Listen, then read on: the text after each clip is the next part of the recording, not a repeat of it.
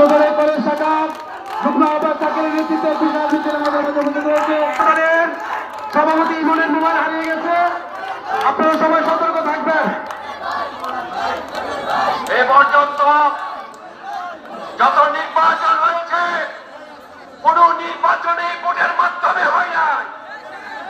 নির্বাচন ভোটারবিহীন নির্বাচনে এই বাজিতপুরের ক্যাসিনো রাজা ভূমিদস্যু শেখ কেলেঙ্কারির নায়ক আফজালের নেতৃত্বে আমার দেশের কর্মীদের উপর নির্মম অত্যাচার হয়েছে। বন্ধুরা আমার, তার ভাগ্যে আমার দুঃখ হয়।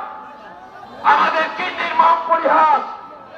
যতবার এমপি হয়েছে বাইকটা আমরা পেয়েছি, আর এই আব্দুল সাহেবের বাইকটা বিনা ভোটের চেয়ারম্যান। এই কাসেমের অত্যাচারে আমার দেশের মানুষ শান্তি পায় নাই।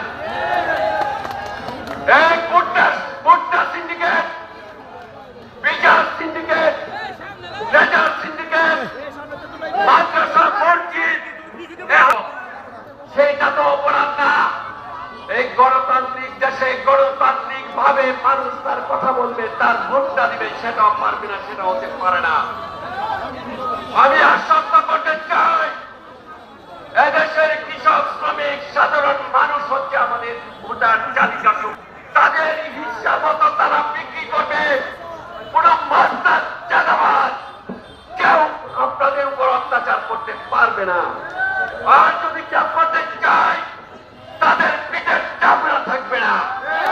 আপনাদেরকে আমি আশ্বস্ত করতে চাই, সামনে বেগম খালেদা জিয়ার নেতৃত্বে তারেক রহমানের নির্দেশনায় শেখ মুজিবুর রহমান ইকবাল সাহেবের তত্ত্বাবধানে মনিরুজ্জামান মনিরের নেতৃত্বে বাজিতপুরে সুন্দর একটা সামনে নির্বাচনে অংশগ্রহণ করে বাংলাদেশ জাতীয়তাবাদী দলকে নির্বাচিত করে সবার মুখে হাসি ফোটাবেন, এই বলে আমি আমার বক্তব্য শেষ করছি। বাংলাদেশ জিন্দাবাদ, শহীদ জিয়া অমর হোক, তারুণ্যের অহংকার তারেক রহমান জিন্দাবাদ।